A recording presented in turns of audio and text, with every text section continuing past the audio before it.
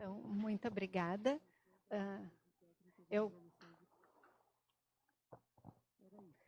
Então, enquanto a gente vai trocando aqui o slide, eu queria agradecer o convite do ILEA, né, de poder participar na mesa junto com os meus colegas. Foi muito interessante ouvir e ver os conceitos e de que forma todo mundo está trabalhando.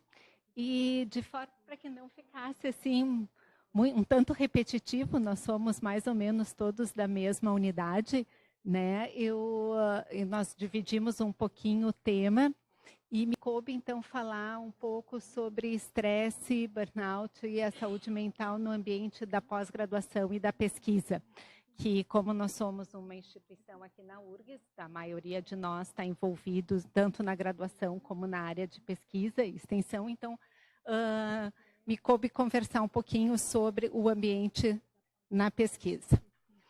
E como isso tem sido um tema importante, eu mantive o slide em inglês porque na tentativa de mostrar que, embora a gente possa discutir inúmeros fatores ambientais nesse momento estressantes para o país e estressantes para a nossa instituição, essa questão do estresse e do burnout, ela é mundial e essa é a revista de maior fator de impacto, uma das grandes revistas de fator de impacto que a gente conhece, que é o Nature, e ela fala, né, essa menina era uma estudante top, né, uma das melhores estudantes que a gente vai ver dentro daquele perfil que a professora Simone falou, né, que ela estava tendo as pressões nos seus primeiros anos de PhD, no seu doutorado, em Química na Universidade no Reino Unido.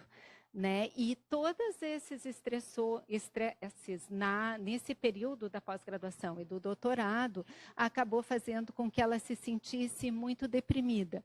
E na depressão ela não conseguia se envolver nas atividades acadêmicas, estava sentindo o cérebro como se ele tivesse todo confuso, culminando com a ideia de que ela não gostaria nem de sair da cama. E muito medo de apresentação da sua pesquisa. E ela comenta que fazer um doutorado é uma coisa tão pessoal e que tu investe tanto tempo teu nisso que quando tu recebe uma crítica do trabalho, é como se tu estivesse recebendo uma crítica de ti mesmo. Não é o teu dado que está errado, é tu que está errado, é tu que fez alguma coisa errada. Então, a vida acadêmica e a parte da pesquisa tem sido extremamente estressora e estressante. A gente entra nesse meio acadêmico com uma série de ideias, pensando em novo tema, aí a gente fica num estado de confusão, a gente se frustra, fica sem esperança, e aí cria um novo tema de pesquisa, desenvolve, realiza, mas aí a gente tem que pensar num outro tema. E esse ciclo o tempo todo faz com que a gente tenha que ser muito criativo, ter muitas ideias e ao mesmo tempo nem sempre os dados da pesquisa eles são super legais. E aí nós não publicamos, e aí nós somos criticados. Então é um ciclo vicioso em que a gente passa por períodos de muita alegria e realização, mas ao mesmo tempo muita frustração e chateação. E o que existem de fatores comuns nos pós-graduandos e nos pesquisadores e nos nossos laboratórios? Existem uma necessidade constante de desempenho, uma necessidade de atualização, essa questão de uma alta carga horária, né? Muita competição e altas expectativas, como que nós vamos ficar num programa que é bem reconhecido pela CAPES, como que nós vamos manter financeiramente a nossa pesquisa. E isso acaba fazendo com que a gente se isole bastante da família, dos amigos, diminuindo atividades como sono e exercício, que são atividades fundamentais para o nosso bem-estar. Então, se a gente considerar esses fatores comuns que todos nós temos como pesquisadores, eles existem, mas e quando que isso vai gerar mais sintoma? Ele gera mais sintoma quando a gente tem algo prévio de transtorno psiquiátrico, ou seja, uma vulnerabilidade possivelmente biológica para ter ansiedade e depressão, que está associado a esse jeito da gente ser, que é o jeito que faz com que a gente entre na universidade, que é ser perfeccionista, que é ser muito controlador, que é ter uma ambição de ir para frente, mas, na verdade, isso são fatores de risco para a presença de um transtorno psiquiátrico. Quando ele existe, todo aquele ambiente já que a gente viu lá atrás, que é comum a todos os pesquisadores, faz com que a gente tenha um fator de risco maior para desenvolver sintoma. A desesperança, o fato de ser solteiro, e se a gente considerar que a gente tem menos tempo para sair para os amigos e para a família, aumenta a chance da gente estar sozinho e ser solteiro, né? Isso faz com que a gente use mais substância psicoativa. O uso de substância psicoativa se torna um fator de risco para desenvolver sintoma, ter outras doenças e ter experiências adversas, principalmente na infância. Se a gente traz histórias muito comprometidas e de muitos traumas, qualquer outra situação estressora de frustração, ela faz com que a gente reviva, reedite essa situação frustrante. Dessa forma, nos nossos ambientes de trabalho, a gente tem que estar muito atento a questões quando a gente começa a ficar muito irritado, quando a gente começa a não dormir, né? Quando perde o apetite, quando a gente começa a não se concentrar e quando a gente começa a achar que as coisas não são possíveis de ser feitas. A gente tem perda de memória e não consegue realizar as atividades. Tudo isso são sintomas que em algum momento a gente já teve, é óbvio, mas dependendo da intensidade, isso serve como um sinal de alerta de que sim, a gente deveria buscar ajuda. O interessante de saber nisso é que é muito importante a gente se dar conta que nós não estamos sozinhos nesse caminho. E dentro disso, até essa mesma revista Nature e a própria Science também já alertou isso como pesquisadores, que no momento em que os pesquisadores começaram a relatar que eles próprios já tiveram situações de burnout, de estresse, de ansiedade, de depressão, o fato disso não ficar personalizado, se eu tenho isso, eu não sirvo para coisa, ele é extremamente importante. Então, acho que essa possibilidade da gente estar aqui conversando sobre isso e abrindo as portas de um universo que, às vezes, a tecnologia, que é isso que a Simone comentou antes, faz parecer que é tudo muito belo. Né? Vocês já viram, é que nem foto de Facebook, né? Todo mundo só está na praia, está se divertindo e a gente fica pensando o que nós estamos fazendo aqui. Então, a vida, às vezes, das mídias virtuais, ela é muito mais bonita do que o que a gente tem quando a gente está no campus, quando a gente está na universidade, quando a gente está estudando ou quando a gente está no laboratório e a gente imagina que só nós passamos por esse sofrimento que uma boa parte das pessoas em algum momento já tem. Então, assim, existe uma crise, na verdade, de saúde mental na pós-graduação que ela é extremamente importante e ela é mundial. Quase a metade dos alunos ou das pessoas envolvidas na pós-graduação e na pesquisa apresentam sintomas de ansiedade e de depressão. E é importante saber que quando a gente consegue balancear a vida, digamos, o trabalho e a vida, esses sintomas diminuem. Ou seja, quanto mais a gente prioriza, e não quer dizer que em momentos da vida a gente não vá priorizar mais uma coisa ou mais outra, mas quanto mais a gente puder conhecer esse balanço entre a vida pessoal e a vida profissional, mais capaz a gente vai ser de não ter sintomas que nos deixam disfuncional no trabalho. E isso é extremamente importante porque também do ponto de vista de supervisão e orientação e da forma como os laboratórios funcionam e os grupos de pesquisa funcionam, quanto mais a gente puder ter uma orientação suportiva e positiva, com reforços positivos dos alunos, mais o aluno vai se sentir menos sintomático e mais capacitado e validado para as coisas que ele tem vontade de fazer. Então, se sabe que a ansiedade vai ser menor quando o orientador puder prover mais mentoria, reforço positivo, né? Todas essas características vão auxiliar a redução dos sintomas. É óbvio que a gente tem que entender que isso seria muito belo se o orientador também não tivesse numa posição de se sentir extremamente ansioso, deprimido, chateado, preocupado com o andamento das pesquisas, com quanto tempo os alunos estão demorando ou não para terminar a sua pós-graduação, até porque ele precisa de todos esses dados para o próximo universal do CNPq, né, para a próxima verba de pesquisa que vai sair. Então, isso seria muito bacana se a gente também não tivesse sob pressão de uma série de coisas. Então, nesse sentido, até eu quero conversar com vocês alternativas, porque a gente fala desse ambiente positivo, mas nem sempre o orientador é a melhor pessoa a nos prover todas as coisas positivas e paternalistas que às vezes a gente espera. Bom, no Brasil, semelhante ao que os meus colegas já falaram, o estresse e a depressão são muito grandes na pós-graduação.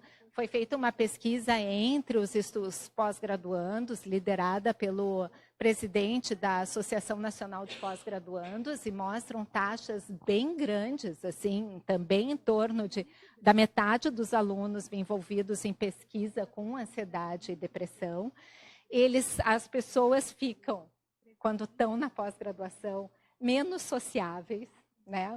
Os dados são interessantes, 3 vezes menos sociáveis, 2 vezes mais irritados do que a população em geral, 1,5 vezes com mais problema de apetite, menos motivado, e quase 1 vez mais com problemas para dormir do que outros cursos de especialização. Eles apresentam níveis de estresse muito grandes, e esses níveis de estresse acabam sendo maiores em mulheres. Sempre as mulheres, possivelmente porque a gente sabe que taxas de depressão e ansiedade são maiores em mulheres do que homens. Então, também acaba acontecendo isso, e as mulheres que nunca trabalhavam na área de formação, ou os que não trabalhavam simultaneamente a realização da pós-graduação e não têm o desejo de seguir uma carreira acadêmica, acabam apresentando maior estresse. Por que isso? Isso é aquela questão de onde a gente carrega a bateria, né? A gente fala muito isso, assim. Às vezes, se os nossos desejos e as nossas vontades, eles partem só daquilo que a gente espera, por exemplo, os dados que eu vou adquirir da minha pós-graduação, e isso dá errado, eu não tenho onde carregar a bateria, né? Agora, se eu puder, por exemplo, mesmo que seja só no âmbito profissional, como a gente tem na área médica, que os alunos fazem pós-graduação, mas eles têm outra atividade profissional, se algo dá errado, eles têm um outro lugar onde eles recarregam o celular, a bateria do computador, e ficam bem. Então, acho que o que esse estudo mostra é que se o aluno é dedicação exclusiva à pós-graduação e ele acaba não tendo outros locais de ter gratificação pelo trabalho, porque o ambiente é hostil, porque o dado não está sendo legal, porque o meu colega de laboratório já publicou 2 artigos e eu não publiquei nenhum, porque ele vai defender no prazo e eu não vou, e eu sou um péssimo aluno, logo eu sou uma péssima pessoa, né? Porque essa é a generalização que a gente faz, e isso acaba gerando muito mais ansiedade e sintomas de ansiedade e depressão, né? A outra questão que me parece muito frequente no nosso meio é que, às vezes, a pós-graduação serve como uma continuidade da nossa vida acadêmica, quando, na verdade, a gente não tem tanto interesse acadêmico, mas surgiu uma bolsa, então tem uma bolsa de mestrado, eu não sei muito bem o que eu vou fazer da minha carreira, e aí eu vou seguir no mestrado e no doutorado mais um pouquinho. O que acaba acontecendo? O professor tem uma expectativa em relação a ti. Só que essa expectativa não corresponde ao desejo que tu tem de por que tu está nessa carreira. Tu está nessa carreira porque é a bolsa que tu recebesse. Então, para a gente que tem todo um interesse nessa área, a frustração acadêmica de um paper, ela é compensada por inúmeras outras coisas, né? A noite sem dormir, o não comer bem, pela coisa futura, do que a gente se imaginou nessa carreira. Alguém que está ali porque recebeu essa bolsa e não tem todo esse desejo, tem só o estresse, sem o que vem de bom em cima disso. Então, isso são outras coisas que estão associadas ao estresse na pós-graduação. Então, assim, as dificuldades, na verdade, percebidas pelos pós-graduandos têm muito a ver com essa questão de como é que tu vai compatibilizar o estudo com a tua vida pessoal e familiar, como é que tu vai sobreviver financeiramente no momento em que tu trabalha com a pesquisa, como é que a tua pesquisa vai sobreviver e como é que tu vai sobreviver, né? O tempo para estudar, a pressão para publicação. E existe uma cultura na academia que é aquela no pain, no gain. Ou seja, eu preciso sofrer. Se eu sofro, é porque tá bom, é porque eu vou conquistar coisas. Então, o sacrifício da vida pessoal, ele é exaltado, na verdade, como um meio para alcançar a excelência. Eu só sou bom se eu sofrer. Talvez tenha a ver um pouco com a nossa cultura de culpas e coisas que a gente carrega, que a gente, para conquistar alguma coisa e receber aplauso, a gente tem que ter sofrido muito, tem que ter valido a pena passar pelo purgatório, né, para chegar lá. E essa é uma questão de o mercado de trabalho está muito ruim. Qual a expectativa que a gente tem? A gente faz tudo isso, no final das contas, para quê? Onde é que a gente vai se posicionar do ponto de vista do mercado de trabalho? Quantas a universidade vai dispor de vagas, outras instituições? E se eu não trabalhar no meio acadêmico e for trabalhar em outro local, tem vaga para mim? Tem vaga para a minha área de trabalho? Né? Eu, assim, com muita tristeza, tenho visto muitos alunos excelentes que terminam o doutorado e vão prestar concurso público para qualquer coisa, fiscal de não sei o quê, né? E as pessoas estão ali investindo anos da profissão, a gente gastou dinheiro público na formação desses recursos humanos para a pessoa depois fazer um concurso numa área em que não necessitava todo o conhecimento que essa pessoa teve. Então, assim, a questão do mercado de trabalho é muito ruim e a questão da competição acadêmica fica complicada, uma vez de que a gente tenha que começar a discutir qual é o prestígio que a academia tem nesse momento. Nesse momento também é muito discutível, né, em todas as mídias, o que a academia faz, o que a universidade forma e qual é o prestígio que a gente tem em ser professor, em ser pesquisador, em ser orientador, versus o que está sendo comentado e discutido, e qual o recurso financeiro, né, e que fomento de pesquisas a gente vai ter nesses próximos anos, que são situações muito difíceis. Mas a saúde mental é importante, a gente tem que ir atrás dela, né, em todos os ambientes e principalmente nos nossos laboratórios, nos nossos grupos de pesquisa. Talvez conversar sobre essas coisas e esses sintomas que a gente tem, essas desesperanças e essas frustrações, seja realmente importante. E a promoção de saúde tem que ser a partir de discussão de temas que às vezes os alunos comentam entre si. Eu não sirvo para isso. Eu sou muito pior do que todos os meus colegas, né? E de que forma a gente pode tentar ajudar?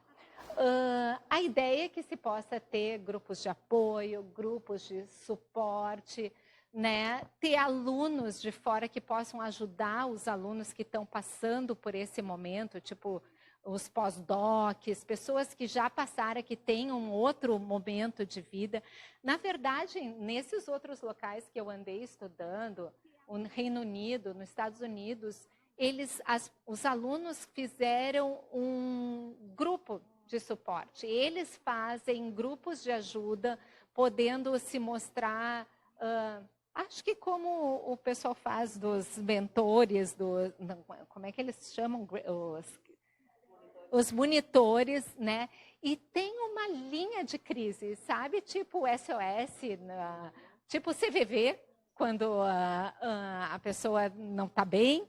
Então, eles criaram uma linha de crise, em que tu vai ligar e dizer, olha, eu estou pensando em largar tudo. E aí a pessoa vai conversar contigo, será que é isso mesmo, né? E aí tem a questão de quem é a pessoa adequada para a gente conversar. Porque nós imaginamos que o orientador deveria poder entender tudo o que está acontecendo. Mas eu vejo a figura do orientador, assim, às vezes, como figura de pai e de mãe. A gente entende, mas a gente não aplaude o tempo inteiro. Como pai e mãe, a gente coloca limite, a gente fica brabo, a gente fica frustrado, a gente fica chateado. Então, eu imagino que o orientador, ele passa pela mesma situação, até porque muitas vezes ele também está com a corda no pescoço de uma série de prazos e deadlines e financiamento e recurso. Então, fica a discussão se sim, se o orientador é a melhor pessoa. Em várias outras instituições, conseguiu-se ter um local de atendimento, como se fosse um escritório de manejo para os pós-graduandos. E esse escritório de manejo, ele poderia fazer um coaching, que seria uma orientação para a vida e para a área profissional. Tu, de fato, quer fazer isso, tu quer trabalhar na pesquisa, tu quer trabalhar na pós-graduação. Vamos discutir junto quais são as tuas potencialidades de trabalho. Vamos já ver durante a pós-graduação aonde que tu pode te inserir, numa indústria, numa outra instituição, no Instituto Federal, onde que tu pode ir indo. E esses escritórios de planejamento de carreira são muito importantes. Às vezes, a gente, como orientador, tenta fazer um planejamento de carreira, mas é muito difícil a gente fazer um planejamento de carreira com um aluno quando a gente não é neutro. Porque a gente também quer que a pesquisa ande, esse aluno é bem legal, tu quer que ele continue como teu aluno de doutorado, como teu aluno de pós-doutorado. Então, talvez ter uma pessoa externa que pudesse ajudá-lo profissionalmente é interessante, assim como um local externo em que a pessoa possa falar das suas dificuldades pessoais. Porque também falar das dificuldades pessoais com o orientador, às vezes tu fica muito inseguro do que o teu orientador pode pensar de ti, né? Então, é importante esse escritório, quem sabe a gente começar a pensar como programa de pós-graduação, em escritórios de desenvolvimento de carreira, que possa compartilhar as experiências, aumentar o acesso ao serviço de saúde, e uma mudança cultural, né, que é o que a professora Simone estava falando desde o início, que tem a questão da detecção dos sintomas, que é a mudança do julgamento, da forma de como a gente trabalha, ficar no laboratório, ficar no grupo de pesquisa até mais tarde. Isso é um sinal de competência, né? Eu saí daqui às 10 da noite, fiquei no campus aqui do Vale, saí às 10, quase fui assaltado, mas parece que isso ressalta o quanto tu, de fato, tu é capaz naquilo que tu faz, né? E a questão da competição entre grupos, que eu acho que é uma coisa que a gente tem que começar a trabalhar. Quais são as dicas, na verdade, para ter um grupo de pesquisa mais produtivo e que pode estar numa escalada ascendente nesse momento em que a gente tem escassez de recurso e outras situações desse tipo? Então, tem alguns grupos, se tivessem recursos suficientes, que contratariam pessoas específicas para pensar novas ideias. Às vezes, a gente, como pesquisador, também fica tão envolvido em preencher papel, em preencher relatório, em escrever a prestação de contas de uma coisa ou de outra, ou ficar na fila do Banrisul para fechar a conta, depois um pesquisador gaúcho, né, que às vezes seria interessante ter um pessoal específico que pudesse ajudar com novas ideias e se ocupasse de gerenciamento de algumas coisas. Tem alguns laboratórios que têm um data management, que é uma pessoa que fica encarregado dos dados. Às vezes, o que acontece é que a gente coleta vários dados na nossa linha de pesquisa e o aluno vai embora com os dados. E tu não sabe onde é que foi parar o banco de dados. Ele não passa, ele brigou contigo, aí ele levou os dados embora, aí tu tem que responder para uma revista que veio, né? E tu não tem o dado. Então, essa situação de onde é que o dado vai ficar, o dado tem que ficar contigo, né? A questão da qualidade, da quantidade, que esse é um outro dilema, que a gente ainda é muito avaliado pela quantidade e não pela qualidade das nossas publicações. Então, quantos papers a gente produziu e não que paper que a gente publicou. E mais que isso, não só a qualidade pelo fator de impacto da revista, mas o que tu escreveu que mudou, né? Onde é que mudou a tua ideia? O que isso, de fato, fez a diferença, né? Então, trabalhar com plano de carreira, ter tempo durante a pós-graduação de pensar no futuro, o que eu quero para mim, como é que eu vou conversar com outros laboratórios para ter novas ideias. Esses seminários como o que nós estamos fazendo hoje aqui, que possam ser feitos em laboratórios de pesquisa, né? E conversa sobre como manter o balanço entre a vida pessoal e acadêmica, né? Em outros locais, as pessoas te pedem cartas de recomendação de como é que tu é para tu ser aceito ou não num laboratório. E tem uma coisa que é a empatia, a capacidade de se relacionar com o outro, a capacidade de ser um bom colega, de dividir trabalho, que é uma coisa que no nosso meio a gente não valoriza. Quando a gente está vendo o currículo de um aluno, a gente vê quantos As ele tirou no semestre e a gente nunca pergunta, essa é uma pessoa bacana de trabalhar? Ele é uma pessoa que ajuda, né? Ele é uma pessoa que eu posso confiar, que ele é fácil, ele não fica irritado, ele não briga com todo mundo, que são características que eu acho que a gente tem que começar a discutir e talvez criar um ambiente, na verdade, de grupo, né, em que a gente possa ajudar o trabalho do outro, que talvez nisso assim a nossa carreira fica mais bonita, né? Em vez da gente ter só o nosso paper, a gente pode contribuir com o paper do colega, ajudar nessa área, né? E essas colaborações talvez ajudem a pesquisa ficar mais interessante dentro desse deterioro todo. Então, algumas coisas do ponto de vista da CAPES que eu acho que a gente tem que pensar é a questão do ritmo da produção acadêmica, o tempo da titulação, a deterioração das condições de vida do aluno pesquisador, né, e o adoecimento psíquico. Então, eu acredito que algumas políticas podem prever agora o que tem a licença maternidade, mas a licença saúde, assegurar a sustentabilidade do aluno com valores adequados de bolsa de pós-graduação, a instituição ter programas institucionais e nacionais de apoio ao pós-graduando, a discussão sobre o mercado de trabalho, né? Discutir sobre a qualidade das pós-graduações e ter realmente um local em que a gente possa fazer promoção de saúde mental. Né? E essas técnicas vão desde o que as pessoas estão falando, né, sobre mindfulness. A questão do mindfulness é muito mais o parar, né? Porque a gente corre na vida do estresse ruminando o que a gente deixou de fazer. Eu deveria ter feito tal coisa, eu deveria fazer tal coisa, e antecipando catastroficamente o futuro. Vai dar tudo errado.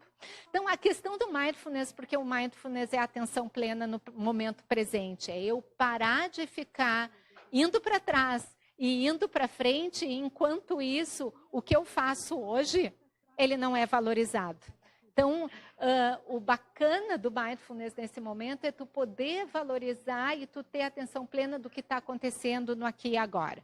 Não importa que eu não estudei um monte para a prova lá atrás e aí eu vou lá super mal, no meu pensamento catastrófico, mas o que eu estou fazendo agora, o que eu estou estudando agora pode me ajudar. Então, é nesse sentido. Por isso que ele tem sido tão discutido no meio acadêmico como uma técnica de redução de estresse. Assim como essas questões de a gente entender que nós temos emoções que a gente não pode deixar de ter. As emoções são básicas e elas são inerentes a todos os seres vivos, que existem emoções básicas, elas geram pensamento que geram comportamento. Então, se eu estou triste, né, eu senti tristeza, eu penso, ai, não sirvo para isso. E o meu comportamento vai ser não vir à aula, não fazer o que eu tenho que fazer. Isso me gera tristeza e aí leva um ciclo vicioso. Então, a gente tem que poder conhecer essas questões do que é uma emoção, do que eu penso sobre a minha emoção e de que forma eu me comporto. E se eu puder modificar um pouco o meu pensamento, e se eu puder modificar meu comportamento, porque a emoção eu vou ter sempre. Ela não é possível de ser mudada. A gente sente coisas. A questão é o que a gente pensa e como a gente age sobre aquilo que a gente sentiu em um determinado momento. E talvez pensar sobre isso um pouco possa avaliar. Porque, na verdade, para ser um pesquisador, às vezes o que a pessoa enxerga é só o topo do iceberg, que é a parte do sucesso, que é que nem ser um professor. Bom, olha, eles conseguiram. Mas, na verdade, tudo que está por trás, que é o desapontamento, a persistência, um trabalho árduo, noite sem dormir, frustrações, criticismo, sacrifício, muitas vezes não aparece, mas é com tudo isso que a gente tem que lidar. Então, a ideia era essa, né? Acho que depois a gente vai ter um tempo para discussão. Queria agradecer mais uma vez a oportunidade de falar isso com vocês. Obrigada.